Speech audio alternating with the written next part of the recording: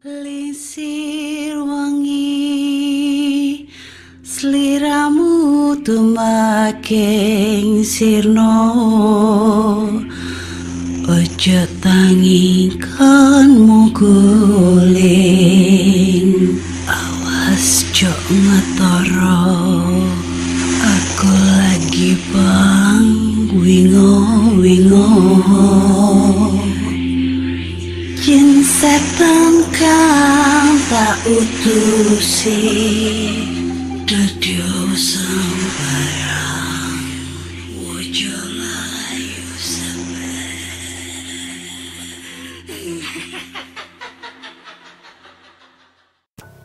Hai Rek, iya apa kabare? Ketemu lagi dengan aku si Ana di podcast kisah horor. Dan kita bertemu di episode 323.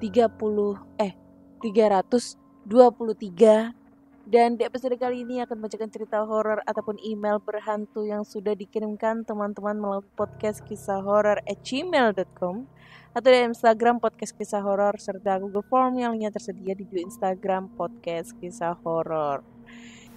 Jadi ceritanya itu udah di tahun 2010. Nah, 2010 itu kebetulan aku masih jadi maba atau mahasiswa baru di salah satu universitas swasta yang ada di kota Surabaya. Nah, waktu itu tuh terjadinya pada bulan Oktober ya, bulan 10. Kenapa gue masih ingat banget di bulan 10? Karena waktu itu tuh ada kegiatan acara Disnatalis kampus gitu. Jadi masih keinget lah. Nah, Disnatalis kampus kalau misalnya teman-teman udah pada tahu ya, itu acara ulang tahun kampus yang biasanya di acara itu tuh dimeriahkan dengan lomba-lomba tuh. Lomba-lomba seperti futsal, volley, nari, ngedance, basket, kemudian ada pemilihan putra-putri kampus dan lain-lain kayak gitulah ya. Itu. Nah, waktu itu karena kampus aku khususnya di fakultas aku ya, itu fakultas aku itu lebih ke semi militer. Jadi diwajibkan nih semua mahasiswa-mahasiswinya itu mengikuti kegiatan. Pokoknya tanpa terkecuali, apalagi anak-anak masih semester 1 tuh wajib ikut semua. Kalau nggak ikut kan pasti dihukum itu. Dihukum habis-habisan gitu kan. Udah tuh. Nah, kegiatannya itu gak salah siang. Siang lah apa sore gitu kan. Setelah usai perkuliahan. Nah, kejadiannya itu hari Kamis. Kenapa aku ingat banget hari Kamis? Nah, ini inget lagi kan. Karena waktu itu aku ada izin nginep di kos-kosan temen aku.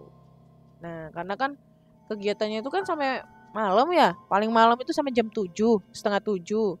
Nah, karena kita paginya itu udah harus standby di kampus ya. Ya itu tadi kembali lagi karena fakultas aku itu semi militer.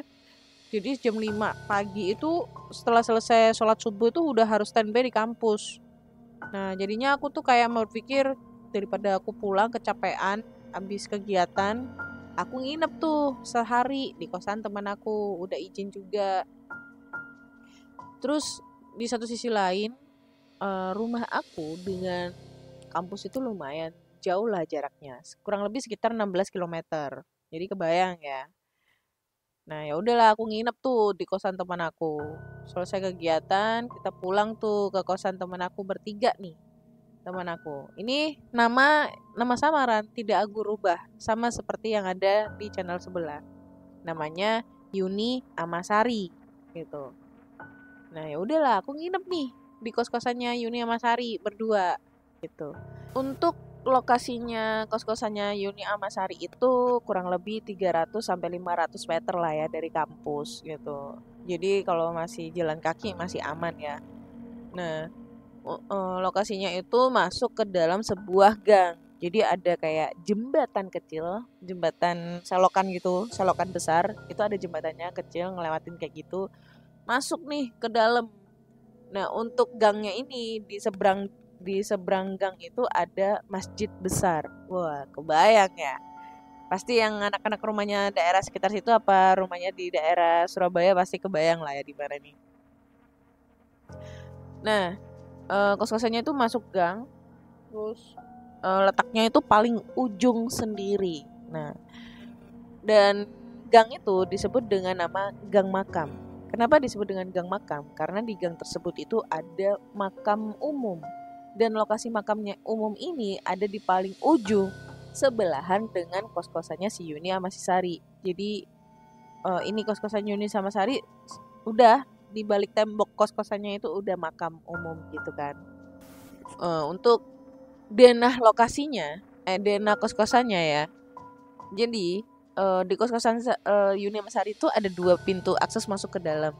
Satu pintu akses kecil, gang kecil yang masuk ke area kos-kosan kamar-kamar yang ada di belakang. Yang satunya itu pintu utama yang masuk ke dalam rumah kayak gitu. Nah, kos-kosannya itu ada 7 kamar. 3 kamar di belakang, 4 kamar di dalam rumah. Nah, di belakang rumah ini itu ada kamarnya Yuni sama Sari salah satunya. Untuk denanya itu jadi pas masuk ke gang kecil ke area belakang. Nah, di samping gang itu ada kamar 2. Satu kamar kosong yang kamar kos-kosan lebih tepatnya, tapi itu situasinya kosong, belum ada penghuninya. Satunya itu gudang. Kemudian sebelahnya ini kamarnya Yuni Masari.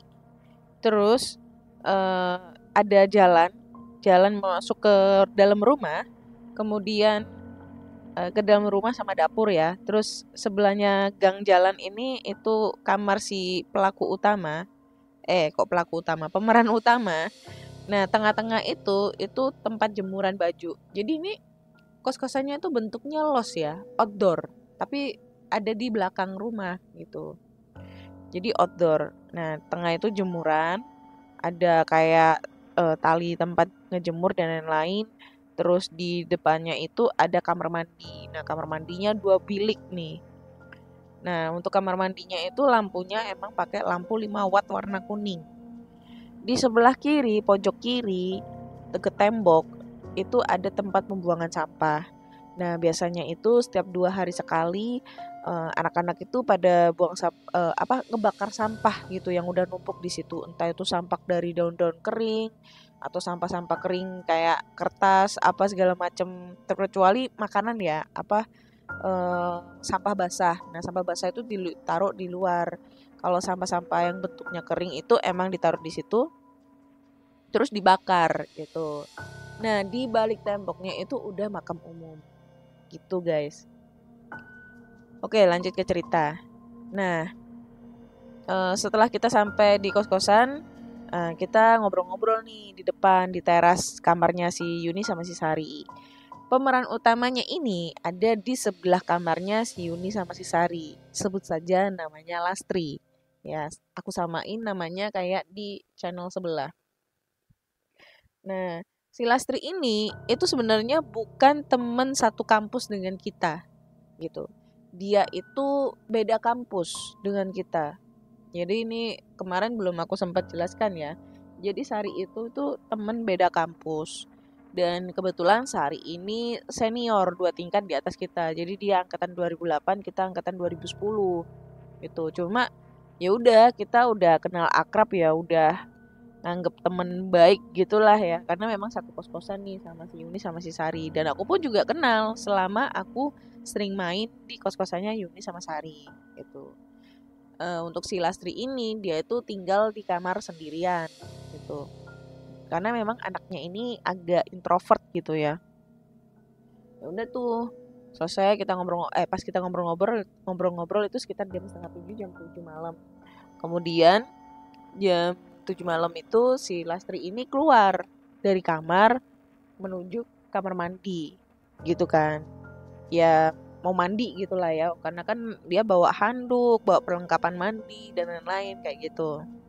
Setelah mandi kurang lebih 10-15 menit, Lastri ini keluar terus ngebuang sesuatu kayak bungkusan hitam plastik gitu ke arah sampah gitu, yang tumpukan sampah itu. Ya udahlah ya, kita kan nggak pernah memikirkan hal yang aneh-aneh, dan kita tuh paham apa yang dibuangnya, karena itu udah kayak rutinitas cewek kali ya. Kalau ngebuang langsung aja yang ngebuang pembalut itu pasti dibungkus pakai kertas, kemudian dibungkus pakai plastik, terus dibuang di tempat sampah kayak gitu. Nah udah kan, abis itu eh, nggak lama dia masuk ke dalam kamar. Setelah masuk dalam kamar itu, terus dia itu keluar kamar nih. Dia ngomong, eh pada mau nitip nggak? Aku mau keluar nih beli makan. Dia bilangnya gitu kan. Ya udah kita ngomong, nggak ada mbak, kita udah makan gitu. Ya udah dia jalan keluar gitu kan. Selang 15 menit sampai 20 menit kemudian itu dia balik lagi gitu kan ke kos-kosan. Tapi pas dia balik ini agak sedikit aneh gitu. Jadi dia tuh jalan tapi agak nunduk-nunduk gitu lah ya, agak membungkuk gitu sambil neken-neken perutnya gitu, kayak orang lagi kesakitan gitu kan. Terus mukanya itu agak pucat gitu kan. Ditanya nih sama Yuni, kenapa mbak? Gitu kan, kenapa Las? Gak apa-apa, sakit perut nih, dilepen biasa hari pertama, dia bilang kayak gitu. Dilepen itu kram perut ya. Biasanya kalau cewek itu kan kalau lagi datang bulan pertama, hari pertama itu kan perutnya kan sakit. Nah, itu biasanya orang Jawa bilangnya dilepen gitu kan. Ya udah, dia masuk ke dalam kamar. Kitanya juga masuk dalam kamar karena waktu itu kita juga mau istirahat kan, capek. Terus besoknya itu udah ada kegiatan lagi. Nah, ya udah, aku tidur di lantai. Si Yuni sama si Sari ini tidur di kasur karena kan waktu Surabaya kan panas banget ya. Jadi aku memutuskan untuk tidur di lantai, tapi pintu kamar itu aku buka gitu biar ada angin-angin masuk lah ya. Soalnya waktu itu si Yuni sama si Sari itu belum punya kipas angin gitu. Ya udah, dia tidur ayam lah ya, masih masih belum belum belum apa namanya, belum tidur sepenuhnya lah kita bertiga itu. Nah kemudian jam setengah 10 lah atau jam berapa gitu ya, aku tuh kayak ngedengar ada suara kayak kresek kresek kresek kresek gitu lah. Pokoknya suara plastik kresek kresek lah. Nggak ono plastik ya ini ya. Kayak gini nih. Nah kayak gitulah lebih tepatnya. Aku waktu itu mikirnya ya mungkin tikus kali ya atau apa gitu. Cuma suaranya nih sering banget dan apa ya, nggak berhenti berhenti, jadi kayak gini terus.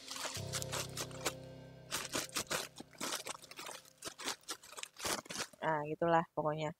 Udah ya, aku tuh kepo, apa sih, ngerasa keganggu juga dengan suaranya karena kan mau istirahat.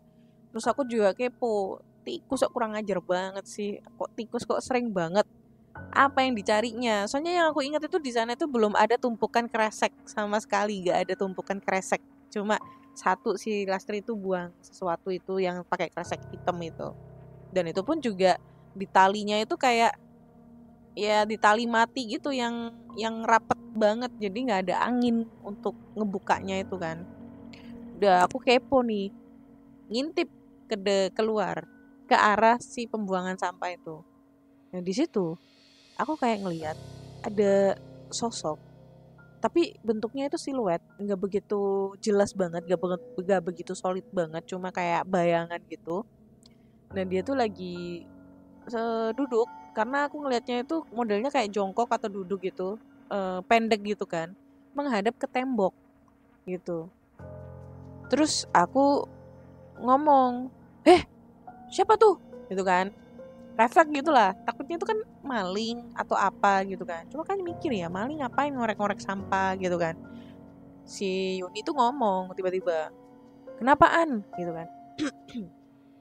Nah aku jawab tuh, tapi posisi ngejawabnya itu aku ngadep ke mereka gitu kan.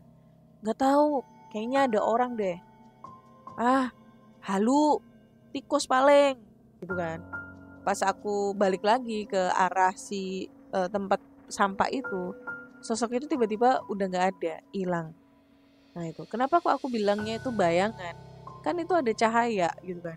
Sebenarnya cahayanya itu nggak begitu terang ya, karena cahaya yang dari lampu situ itu cuma lampu dop warna kuning yang 5 watt itu, jadi nggak begitu terang. Terus Abis itu lampu yang dari yang jemuran itu nggak ada lampunya karena kan outdoor. Jadi lampunya itu cuma di kamar kita aja gitu. Dan lampu yang dari Lastri itu juga nggak begitu terang buat nerangin ke arah tempat pembuangan sampah gitu kan.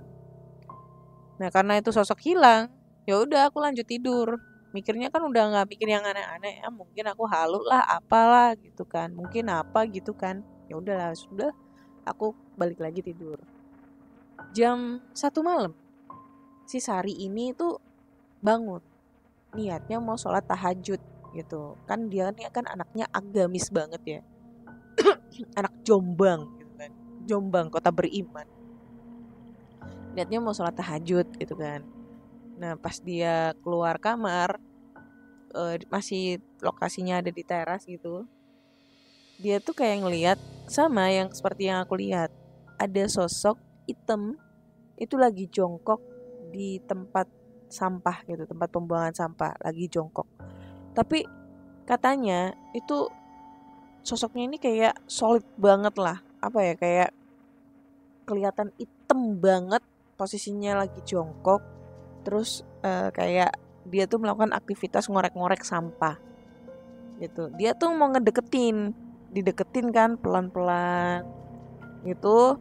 Takutnya itu siapa atau apa gitu, ada temennya yang ego atau apa kayak gitu kan. Dideketin pelan-pelan. Pas jarak kurang lebih 1 meter itu di depannya si sosok itu tiba-tiba berhenti aktivitas. Kemudian dia tuh kayak noleh gitu, kepalanya tuh kayak miring 90 derajat gitu. Nah, di situ kayak si Sarinya ini takut, udah kayak katanya tuh merinding gitu, bulu kuduknya berdiri, langsung lari ke dalam kamar. Nah, pas lari ke dalam kamar itu langsung dia teriak gitu, hehehe, tangi, tangi, tangi, tangi, ono uang, kayak gitu kan, ada orang gitu kan. Nah, kaget kan kita kan, kayak lagi tidur terus tiba-tiba dibangun itu kan, kaget banget kan. Ya udah, terus aku ngomong kan, sopo sopo gitu kan, gak ngerti, ono uang, cepet cepet cepet ngono kan, gawa pentungan, gawa apa, pokoknya takutnya kita tuh maling. Bawa apa, bawa pentungan, bawa apa, wes ya udahlah, kita tuh ngebawa seadanya kita yang ada di depan mata kita ya, karena kan posisinya masih setengah sadar ya, baru bangun. Nah pas lagi kita bertiga itu ke tempat pembuangan sampah, ternyata sosok itu tuh udah nggak ada.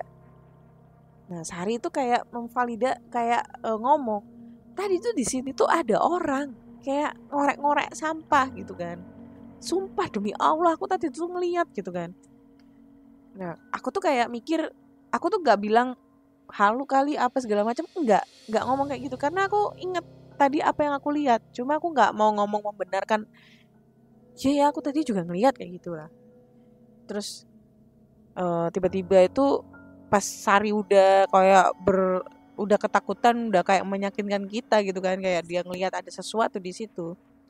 Nah si Yuni itu notice kayak ada sesuatu putih-putih itu udah berserakan itu, maksudnya itu udah kayak terkoyak gitu, putih-putih tapi udah terkoyak gitulah. Nah kita deketin tuh apa ya gitu, soalnya ada kayak merah-merah gitu kan. Nah pas kita deketin gitu bertiga, ternyata itu adalah bekas pembalutnya Lastri yang tadi dibuang di situ.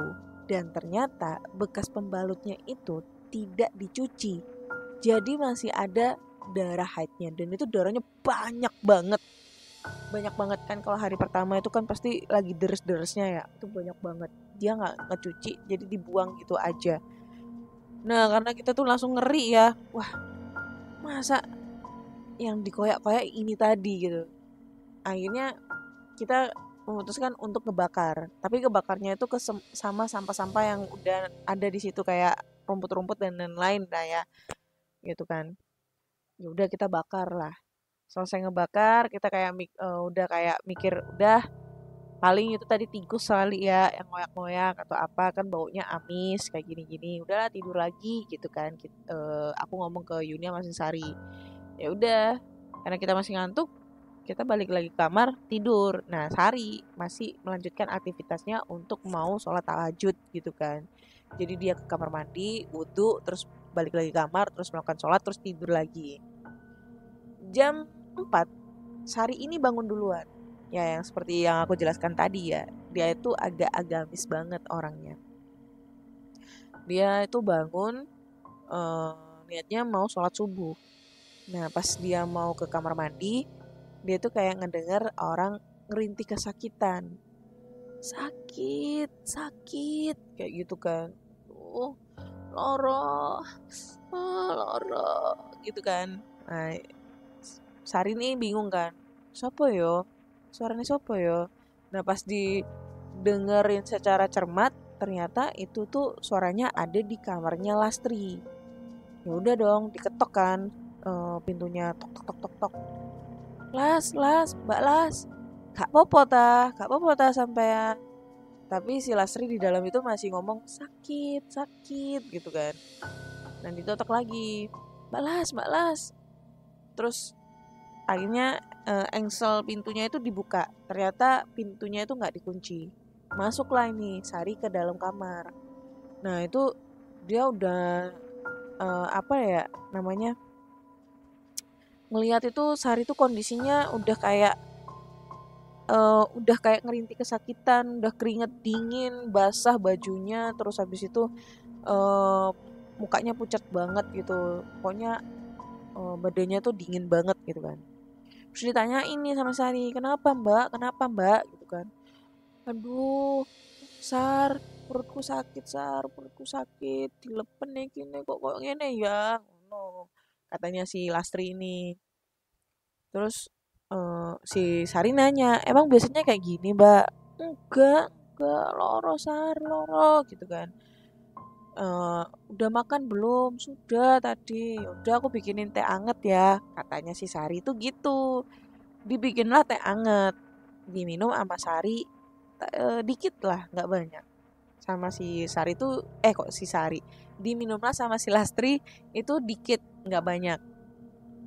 Nah si Sari tuh ngomong, diminum mbak, dihabisin, enak, mumpung anget biar perutnya nggak sakit lagi. Terus si Lastri tuh bilang, ya wes gak apa-apa Sar, nanti tak minumnya tak habisin, makasih ya. Tuh udah tuh akhirnya si Lastri si Sari ini balik lagi terus sholat subuh. Nah gak lama kemudian itu di jam setengah 5, Lastri ini tambah merintih kesakitan, sakit sakit kayak gitu kan, sakit, aduh sakit gitu.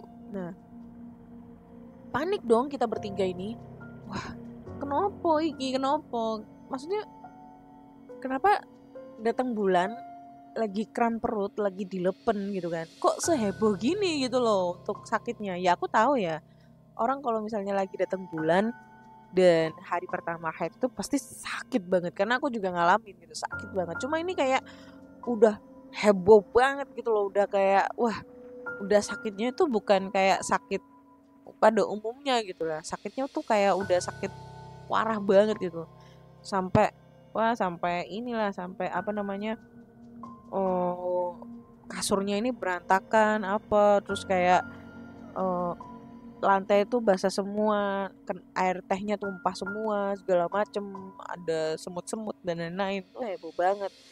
Nah akhirnya kayak kita memutuskan, udah apa namanya, eh, aku aja yang ke kampus gitu, si Sari bilang gitu, aku aja yang ke kampus, kalian jaga Mbak Lastri ya, takutnya nanti kenapa-napa gitu. Ya udah kita memutuskan kayak gitu, akhirnya Sari berangkat ke kampus dan kita itu jagain Lastri nih di kos-kosan. Nah kita jagain, tapi kita tuh nggak berpikiran yang aneh-aneh tentang si pembalutnya ini yang tadi kita temuin terus kita bakar. Kita nggak ada mikir ke situ gitu loh. Jadi kayak kita mikirnya ya mungkin karena dia lagi sakit gitu ya, entah itu asam lambung atau apa, terus barengan sama datang bulan kan, kayak double kill gitulah sakitnya ya. Ya udah, kita jaga nih Mbak Lastri sampai pagi. Itu akhirnya dia tuh sekitar jam setengah 6 itu udah kayak meronta-ronta, kesakitan banget lah. udah woman lah pokoknya sakitnya itu. Nah kita bingung kan harus gimana. Nah, kita mau bawa ke klinik tapi kondisi takut gitu kan kalau misalnya nanti maksudnya kita kalau bawa ke klinik itu kayak takut kita gak ada duit atau apa segala macam karena kan posisinya kita anak kos-kosan ya. Uang sakuku waktu itu 10.000 doang anjir per hari. Itu kayak kita tuh takut sesuatu hal yang di luar nalar kita gitu. Nanti kita nggak bisa bayar gimana apa segala macam. Terus di situ juga nggak ada temannya si Lastri gitu. Nah, sampai akhirnya itu si Yuni itu ingat, "Duh, telepon Mbak Tika gitu kan." Karena Tika ini tuh temannya si Lastri dan dia tuh sering main ke kos-kosannya Lastri gitu. Cuma beda kos-kosan ya. Nah, akhirnya telepon nih Mbak Tika. "Mbak Tik, bisa ke sini nggak?" gitu. "Loh, kenapa, Yun? Ini apa namanya? Mbak Lastri sakit. Nggak ngerti ya sakit apa ini dari tadi perutnya sakit-sakit terus gitu." Ya udah aku ke sana." Akhirnya Tika ke situ. 10 menit kemudian Tika datang. Nah, Tika ini shock ngelihat keadaannya Lastri itu udah kayak udah kayak orang kesakitan banget ya dengan wajahnya yang pucat banget, terus keringet dingin, terus habis itu kamar berantakan dan lain-lain. Akhirnya kita memutuskan membawa si Lastri ini ke klinik dekat kampus gitu. Karena klinik itu waktu itu bukanya jam 7 pagi gitu kan. Eh Dibawa ke klinik. Nah, yang ngebawa ke klinik itu si Yuni sama si Tika. Naik motor naik motorku waktu itu boncengan bertiga. Jadi si Lastri itu ditaruh di tengah-tengah gitu kan. Nah, akunya itu ngebersihin kamarnya si Lastri karena kan berantakan banget. Terus abis itu semut nih di mana-mana karena kan tadi dia sempat dibikinin teh kan sama si Sari. Nah, tehnya tuh ditumpahin. Jadi semut pokoknya berantakan banget. Ya udah aku bersihin tuh. Bersih. Nah, nggak lama kemudian sekitar jam 8 jam 9 nih mereka balik nih. Terus ditanya, "Kenapa?" gitu kan. "Apa kata diagnosa dokternya tuh apa?" Aku tanya gitu kan. Nah, si Yuni bilang, "Nggak apa-apa, ini mungkin efek datang bulan gitu. Terus posisinya juga mungkin nggak beratur, apa ya, nggak teratur atau apa gitulah. Intinya nggak apa-apa dan udah dikasih obat pereda nyeri gitu." Ya udah. Nah, kondisinya Lastri waktu itu tuh emang udah agak stabil ya. Udah nggak kayak tadi gitu. Dan aku suruh beristirahat di ranjangnya dia kan udah aku bersihin semuanya kan. Udah tuh capek kan kitanya. Nah, akhirnya aku sama si Yuni itu pergi keluar. "Mbak, aku keluar dulu ya cari makan. Sampai titip makan gak?" "Yo wes beli makan," gitu kan. "Beli no ini apa namanya si Lastri bubur aja," gitu. Ya udah kita keluar beli makan. Balik-balik si Lastri ini itu merintih kesakitan lagi. "Sakit, Paris sakit," gitu kan. "Oh, sakit banget," gitu. Nah, habis itu kita bingung kan. Nah, kita kasih tuh obatnya. Kita kasih obatnya udah agak mendingan. Nah, pas udah agak mendingan itu si Tika itu nyuapin. "Ya udah makan dulu ya. Siapa las biar perutmu ini nggak kosong, biar nggak tambah sakit terus." Nah, pas disuapin itu udah nggak mau. Kayak dia tuh nggak mau makan, nggak mau minum, nggak mau apa-apa. Kayak nggak ada makanan masuk sama sekali. Mungkin katanya pas dimakan itu rasanya udah nggak enak gitulah di mulut. Minum pun juga kadang itu dimuntahin lagi kayak orang tanda-tanda asam lambung lah intinya itu. Tapi katanya dokternya tadi itu nggak ada indikasi asam lambung dan dianya juga nggak punya riwayat emah atau asam lambung gitu kan. Udah tuh terus akhirnya si Tika bilang gini, "Ya udah kalau kamu nggak mau makan, nggak mau minum, kamu istirahat dulu aja," gitu kan. Dia istirahat tuh mencoba untuk tidur. Tapi nggak lama kemudian dia ngerintih kesakitan lagi dan ini lebih lebih kayak apa ya? Lebih kayak eh, lebih heboh gitulah ya. Sakit, bawa aku ke rumah sakit, Tik. Aku bawa ke rumah sakit gitu kan. Nah, ini nih yang menjadi problem yang ada di channel sebelah. Kenapa kita tidak membawa ke rumah sakit? Yang pertama, kita tuh bukan nggak pengen ngebawa dia ke rumah sakit, tapi karena akses rumah sakit waktu itu jauh banget. ya kan, dari kampus ke sana itu jauh. Kalau kita boncengan bertiga kita nggak mampu, nggak bisa. Terus waktu itu di 2010 kayaknya belum ada ojek ojek online deh ya.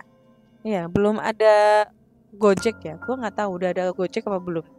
Kalaupun udah ada kayaknya belum rame deh. Dan kita tuh masih handphonenya tuh masih HP tulalit-tulalit gitu. Karena eh, zaman segitu tuh kata beli BlackBerry itu gak sanggup anjir, ya kan? Oh, 2010 udah ada anjir. 2010 udah ada, Oktober lagi anjay. Tapi kayaknya belum rame karena itu kan kejadiannya bulan Oktober dan ini juga Gojek itu bulan Oktober. Itu yang pertama. Yang kedua, kalau kita naik taksi, kita tuh mikir biaya juga. Itu solusi masalahnya juga karena duit ya. Terus yang ketiga, si Lastri ini nggak punya BPJS. Nah, kita bingung nih. Kalau bawa ke rumah sakit, masuk di umum, wah, kita bayarnya pakai apa gitu. Soalnya jujur aja, kita semua itu lagi nggak ada duit gitu.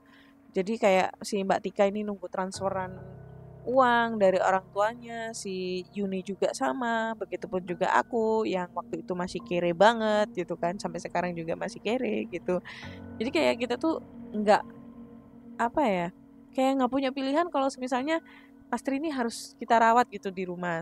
Nah waktu itu juga kita lagi nelpon ibu kos, bu kos itu kan waktu itu kan nggak bisa ditelepon, akhirnya bisa ditelepon. Ibu, kita minta bantuannya ibu, ini si Mbak Lastri ini sakit gini gini gini, kita mau bawa ke rumah sakit itu nggak ada dana, mungkin ibu bisa bantu bla bla bla. Nah si ibu kosnya ini ternyata ada di luar kota. Nah ini aku jelasin lagi, luar kotanya itu di Sidoarjo guys ya, jarak Sidoarjo Surabaya itu deket banget ya, cuma 30 menit atau 1 jam, gak sampai berjam-jam banget gitu. Ini banyak banget kan ibu kosnya di luar kota, kok bisa ya setengah jam atau 1 jam itu nyampe. Nah luar kota itu Sidoarjo, Sidoarjo itu sudah termasuk luar kota ya, sudah luar wilayah, jadi itu menurut kita itu udah luar kota gitu, tapi jaraknya deket 1 jam atau eh, setengah jam lah ya. Apalagi Pondok Chandra itu wis luar kota, itu wis Sidoarjo, itu Tropodo itu sudah Sidoarjo, sudah Tropodo itu sudah termasuk luar kota guys ya. Nah itu ya ya, aku pulang mbak gitu kan, udah tuh nunggu nih ibu kos. Nah pas kita lagi nunggu ibu kos itu tiba-tiba si Lastri ini kayak udah kayak meronta-ronta gitu kan. Wah, wah, wah, wah. Itu kejadiannya itu di jam apa namanya? Sekitar jam berapa ya? Sore lah, hampir menjelang maghrib pokoknya. Udah wah, udah pokoknya udah nggak karuan lah, nggak kondusif. Intinya itu dia kesurupan. Nah, kenapa gak bisa kita bilang kesurupan? Karena dia udah kayak udah bukan seperti dirinya lagi. Terus dia tuh sering bilang darah, darah, darah, darah, darah, darah, darah, darah, darah, darah, darah, darah, darah, kayak gitu gitulah pokoknya. Ya ngomongnya kayak gitu, darah, darah, darah, darah, darah, darah, darah, darah, gitu. Nah kita bingung kan, si Tika ngomong darah, darah apa? Di sini gak ada darah. Darah, aku minta darah gitu. Terus-terusan kayak gitu. Bingung dong kita tuh, takut kenapa-napa gitu. Yang akhirnya tuh eh kita stres tuh. Nah, aduh, kenapa ini si Lastri? Kenapa ini? Kita pegangin itu dia. Terus dia tuh kayak ngerontak-ngerontak. Jangan pegang aku. Darah, mana darah gitu. Di sini nggak ada darah, di sini ada darah. Nah, si Lastri tiba-tiba bilang gini, ada darah. Aku mau darah, darah, darah, darah, gitu kan. Udah gitu kita ketakutan banget anjir. Nah kita tuh masih mikirnya, tapi aku waktu itu mikirnya tuh bukan kesurupan ya, karena aku agak orangnya itu kan agak skeptis ya, bukan kesurupan, nggak ada sangkut pautnya dengan pembalut yang kita bakar dan apa, mungkin kita mikirnya tuh oh dia stres kali ya, apa maksudnya bukan stres sih, lebih kayak eh, depresi kali ya, gara-gara kesakitannya itu gitu. Jadi kayak di apa ya, kayak berhalusinasi atau kayak gimana gitu. Tapi dia tuh udah ngomong darah darah darah terus terus gitu kan. si Tika tuh masih tetap ngomong, darah apa, nggak ada darah di sini gitu kan. Nah tiba-tiba si Lastri ini bangun dari tempat tidur, terus berdiri.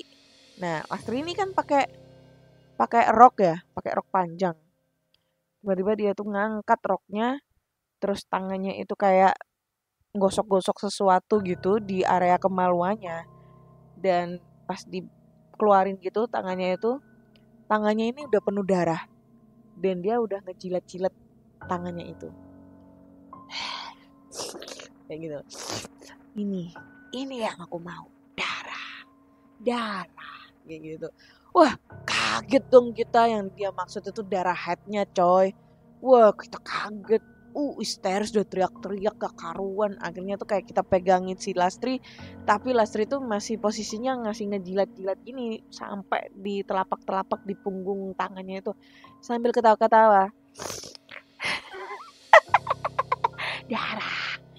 Darah kayak gitu-gitu, anjir lah, kayak posisinya tuh kayak wah ngeri gitu kan.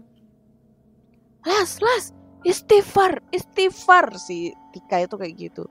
Nah aku tuh udah kayak bingung ya, stres gitu kan, udah tiket mbak bos di tali ya, tangannya tali bae gini. Kita cari tuh sesuatu hal yang bisa buat nali tangannya dia kan, diranjang gitu kan. Nah nemunya itu kerudung. Kita pakai kerudung aja lah ya untuk kenalinya dia, karena kalau misalnya pakai raffia atau apa, takutnya itu dia kayak ngebrontak, kayak nyakitin tangannya dia sendiri gitu. Akhirnya kita nali dia di tempat tidurnya itu pakai kerudung. Nah itu udah ya, kita bingung tuh, histeris. Weh, piye iki? Ndang teleponan bukos nang di ngono kan. Telepon iki bukos sih bingung. Bu, di mana Bu? Ini Bu, di mana? Ini OTW nak, OTW. No.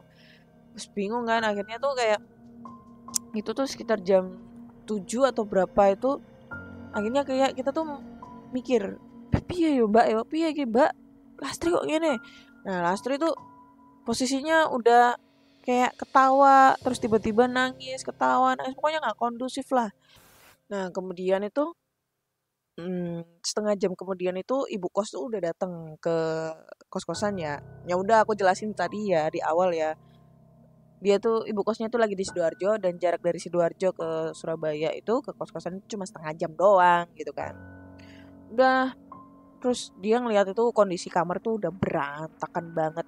Dan kalian tahu ya, umumnya kalau misalnya darah head itu kan nggak begitu banyak yang apa ya, yang ibaratnya ada yang ngegumpal, ada yang kayak model berlendir atau apa, itu enggak.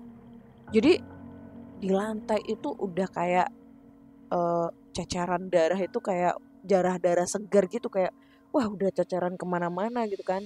Nah kita tuh berusaha untuk kebersihin gitu, selain biar apa ya, ya biar bersih sama nggak bau amis, karena itu baunya amis banget gitu. Wah bingung tuh kita udah ngebersihin segala macem. Si Bu Kos ini nanya, kenapa nih, ada apa gitu kan, kok Lastri kayak gini, kenapa gitu. Nah si Yuni ngejawab, nggak tahu Bu, ini tadi tuh awalnya tuh dia tuh ngerontak kesakitan gitu loh Bu, sakit perut, ya udah kita obatin apa segala macam, tiba-tiba dia tuh apa kayak berontak gitu, kayak orang kesurupan, minta-minta darah kayak gitu kan. Nah si ibu kos ini nanya lagi, kamu udah telepon bapak ibunya, telepon orang tuanya? Nah si Tika ngejawab, karena kan Tika ini kan dekat sama si Lastri ya, dan satu daerah juga ternyata. Sudah Bu, tadi tuh sudah saya telepon ibunya tapi nggak diangkat-angkat gitu. Mungkin lagi sibuk atau apa gitu. Tadi sudah saya SMS juga, kayak gitu kan. Nah akhirnya karena kita takut kenapa-napa ya, dan karena ini indikasinya kesurupan, jadi kita meminta bantuan di masjid yang ada di seberang gang gitu kan. Nah kebetulan yang nyari bantuan itu adalah aku gitu kan. Ke sana nih, gua ke sana kan. Nah pas gua ke sana itu kayak kita gua nyari nih orang yang bisa kita mintain tolong gitu kan. Intinya itu kayak ustadznya atau kiainya yang ada di masjid sini lah ya, ulamanya yang ada di masjid sini gitu kan. Terus pas nyari ketemu nih di sekretariatnya masjid gitu, pokoknya di kantornya masjid itulah. Nah pas itu ngomong dong, aku nih, Pak saya boleh minta bantuannya dong. Enggak Pak, gini, kenapa Dek? Ya begini begini begini, pokoknya aku jelasin lah ya kejadiannya bla bla bla bla. Nah langsung tuh, ya udah antarkan saya ke sana gitu. Udah dong kita ke sana tuh ya. Kebetulan yang ngebantu tuh ada 3 orang. Jadi 2 orang ini masih muda, ya kayak remaja-remaja masjid gitulah ya, seusia aku atau di atasku berapa tahun itu. Nah yang satu ini yang tadi ngomong antarkan saya itu tuh udah setengah baya gitu ya, sekitar 40-50 lah ya, kayak gitu. Udahlah langsung tuh berempat nyampe ke apa namanya, ke kos-kosan tuh. Nah, pas nyampe ke kos-kosan itu, keadaan itu udah nggak kondusif gitu. Jadi Sari ini, kok Sari, Lastri ini kondisinya tuh udah kayak bukan seperti Lastri gitu kan. Mukanya itu udah belepotan darah. Jadi kayak darah haidnya itu, ya sorry ya, darah haidnya itu kayak kan banyak banget ya. Gue juga masih bingung loh, aneh kenapa kok sampai banyak yang berceceran gitu kan, karena kan kalau orang normalnya head itu kan nggak sampai segitunya, ini kayak model orang kayak ditusuk gitu loh, kayak darah seger ngocor gitu lah. Wah itu udah kayak, jadi mukanya Sari, kok Sari lagi, Lastri itu tuh udah kayak belepotan darah, jadi kayak tangannya itu udah nempel-nempel di mukanya gitu lah, jadi udah darah semua gitu. Terus ininya udah berceceran darah kemana-mana, padahal udah kita bersihin masih ada lagi gitu kan. Emang nambah-nambah kerjaan gitu kan, pikir gua kan, ya Allah poneh ya Allah, mikirnya kayak gitu kan. Nah terus gua tuh kayak ngomong gitu kan, nanya ke Sari gitu kan, di situ kan waktu itu ada Sari kan, kok bisa kok ngene gitu kan, kenapa bisa kayak gini, soalnya kan posisinya itu kan ikatannya si Lastri ini kan udah kelepas gitu kan dari Dipanya. Ya udah, Sari tuh cerita kalau tadi tuh si Lastri tuh kayak ngebrontak gitu kan tangannya, dan tiba-tiba itu Dipanya itu patah. Nah itu jadi langsung kayak tahu kan kalau Dipanya patah, terus habis itu apa, kerudungnya itu masih nyangkut di sini, dan kayu Dipanya itu masih nyangkut di kerudungnya. Jadi dia tuh kayak ngabitin tangannya itu, yang otomatis ngeberantakin semua barang-barangnya Lastri yang di kamar itu kan. Nah yang Pak Ustadznya itu tadi tuh kayak ngelihat si Lastri ini udah kayak, wah udah kayak speechless gitu ya, wih hari ikinya apa nih. Terus habis itu kayak berusaha untuk nyembuhin gitu ya, entah itu meruqyah entah itu nyembuhin. Terus kita tuh semua tuh disuruh buat megangin Lastri gitu kan, buat disembuhin. Ya disembuhinnya ya kayak biasanya lah ya, kayak orang kalau mau nyembuhin kesurupan itu kayak dipencet-pencet bagian jempolnya, dipijit-pijit gitu. Nah si Lastrinya tuh teriak-teriak gitu kan. Terus habis itu dibaca-bacain apa itu kayak doa-doa gitu kan, ya kayak ayat kursi apa segala macam itu. Nah yang menjadi epicnya itu bukannya si makhluk yang ada di dalam Lastrinya itu tuh kayak takut kepanasan gitu, enggak, malah kayak ngejek gitu, kayak di apa itu, kayak ditiruin bacaannya, terus ketawa-ketawa gitu kan. Gak mempan kayak gitu-gitu. Wih epic kalau gua ngelihatnya itu kan. Si Pak Ustadznya itu tetap kayak bacain semampunya gitu sama anak buahnya itu 2 orang itu kan. Si apa namanya, makhluk itu bilang gak mempan. Lalu si Pak Ustadznya itu bilang, mau apa kamu? Apa yang kamu mau dari anak ini gitu kan. Si makhluk itu tuh cuma bilang gini, aku mau darah. Darah apa? Di sini tidak ada darah, kata Pak Ustadz kayak gitu.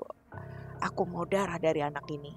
Anak ini setiap bulan, setiap hari, setiap minggu selalu memberikan aku darah segar, gitu bilangnya kan.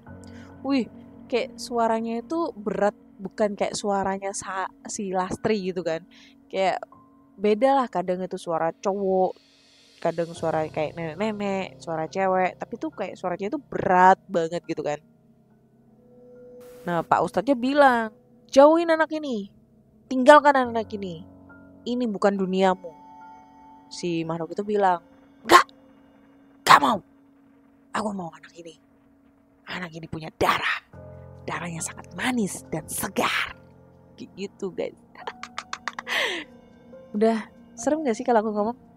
Nah, terus si bu kosnya ini nanya kan, kenapa ini pak, kenapa gitu kan. Terus si pak kiainya itu, pak ustadznya itu bilang, wah yang masuk ke anak ini itu bukan satu sosok bu, ada 3-4 sosok gitu. Dan sosok ini itu emang udah suka sama si Lastri ini udah lama gitu. Dan sosok-sosok ini itu sepertinya penunggu di sebelah atau penunggu di makam gitu. Kemudian tuh Pak Ustadz atau Pak Kiainya itu nanya kan, gimana sih kronologi kejadiannya kok bisa sampai seperti ini gitu kan.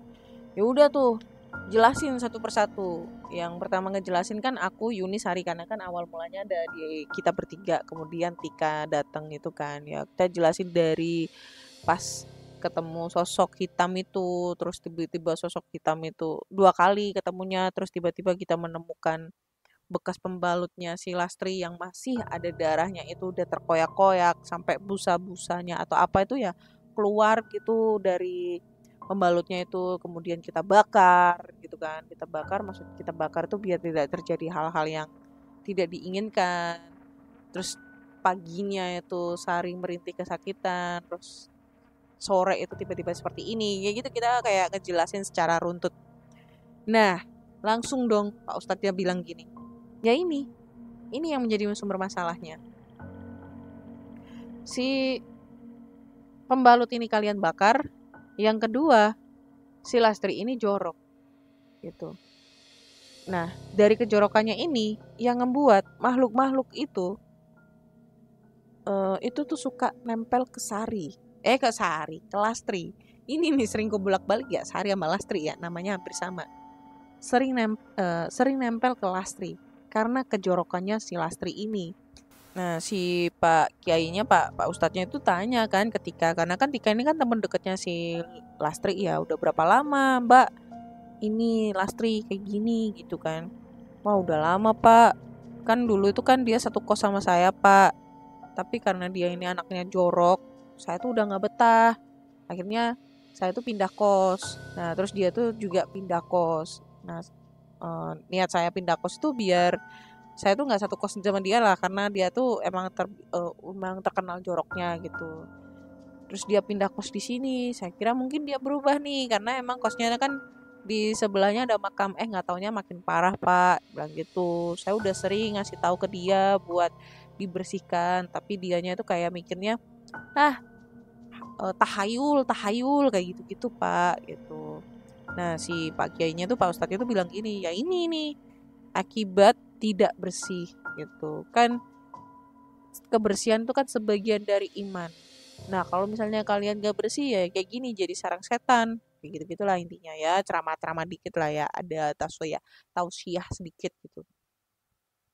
Nah kita kan shock ya, wih anjir si Lastri jorok banget gitu kan. Nah udah tuh kayak mikir udah, wah harus gimana nih Pak, bisa nggak disembuhkan gitu kan. Bu kosnya bilang gitu, wah saya sudah nggak bisa ini kayaknya Bu gitu, ini kayak bukan kemampuan saya, dan ini memang jin-jinnya ini kuat banget Bu, mungkin kalau semisalnya orang tuanya datang ke sini itu bisa menyembuhkan si anak ini, dia bilang kayak gitu.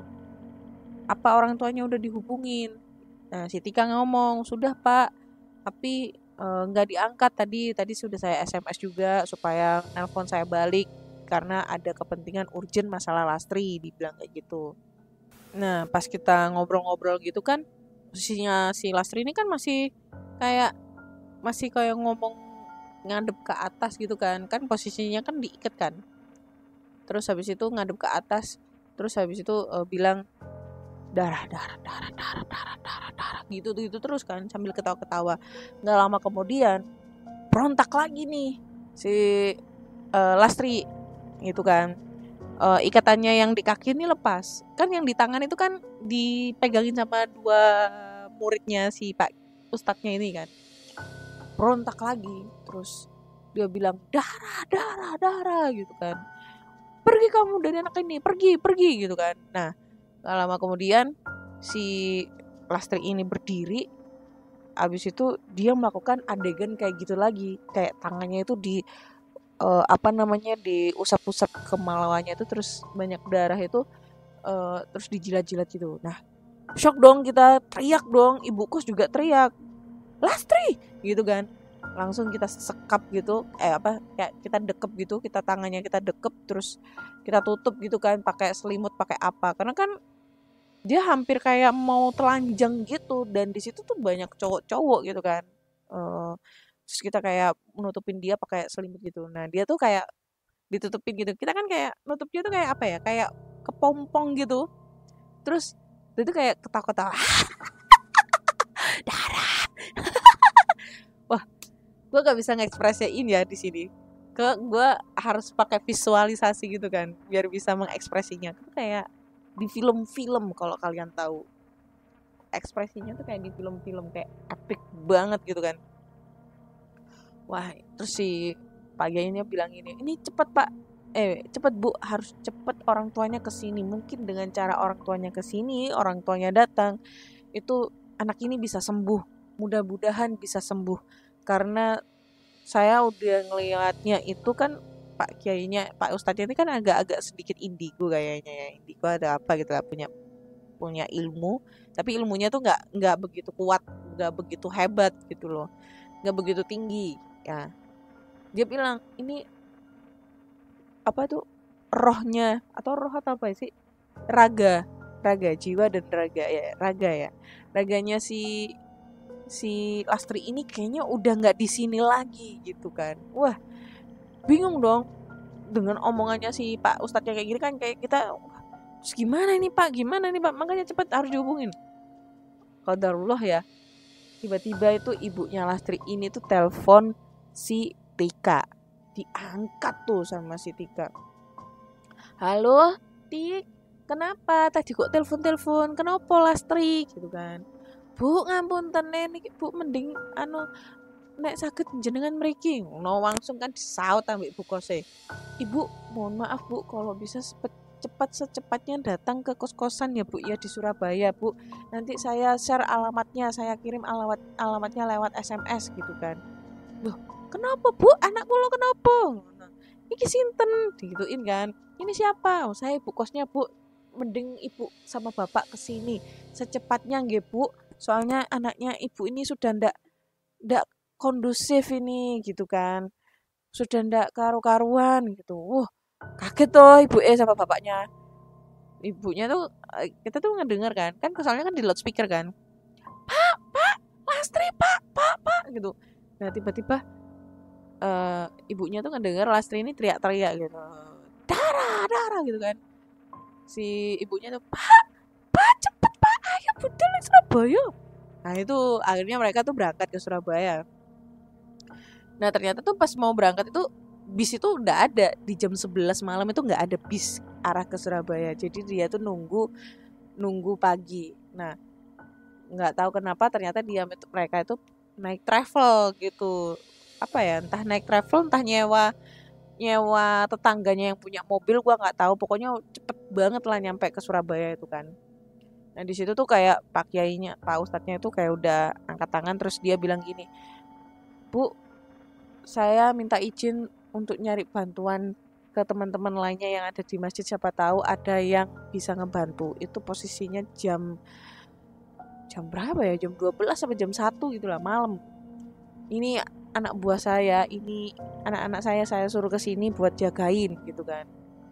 Oh nggih Pak, saya minta tolong Pak, gini. Udah kan. Terus apa namanya, eh, kayak kita tuh kayak berusaha untuk ngegantiin, jagain si Lastri sama si Lastri gitu kan. Nah posisinya waktu itu Lastri ini udah mulai kondusif lagi lah, udah mulai tenang gitu kan. itu di subuh. Kayaknya tuh setelah azan subuh, pas azan subuh itu kondisinya Lastri ini udah sadar. Nah tiba-tiba itu dia bilang, kok akeh uang, Tik, Tika gitu kan. Aku di mana, Tik? Badanku kok sakit semua ya. Badanku sakit semua. Itu terus abis itu aku kenapa ya, Tik ya? Gak apa-apa, gak apa-apa, kamu gak apa-apa, wis istirahat tuh. Si Tika tuh gitu, tapi ngomongnya sambil nangis-nangis. Loh kok akeh uang, kok ono ibu, bu kos gitu kan. Ndak apa-apa, ndak apa-apa, ndak apa-apa, Nduk gitu kan. Maam ya gitu kan. Terus Momo, terus dikasih minum itu mau, tapi dikasih makan itu dia nggak mau, kayak nggak mau menerima makanan di dalam perutnya gitu kan. Awakku kok loro kabeh yo Tik, opo yo Tik yo gitu kan. Terus perutku sakit iki perutku.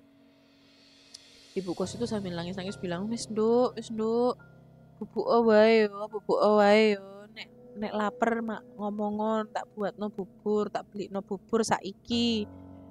Terus si Lastri itu cuma ngangguk-ngangguk, terus dia itu gak lama dia tidur. Mungkin dia kecapean kali ya, tapi posisi badannya itu udah kayak apa ya, udah eh, kayak enteng banget lah, kayak maksudnya tuh kayak badannya tuh beda gitu loh. Terus mukanya itu udah kayak pucat hitam gitu, kayak bibirnya kayak hitam-hitaman, terus matanya cekung apa segala macam kayak gitu-gitu. Kayak dalam satu hari tuh udah drastis badannya tuh berubah kayak gitu.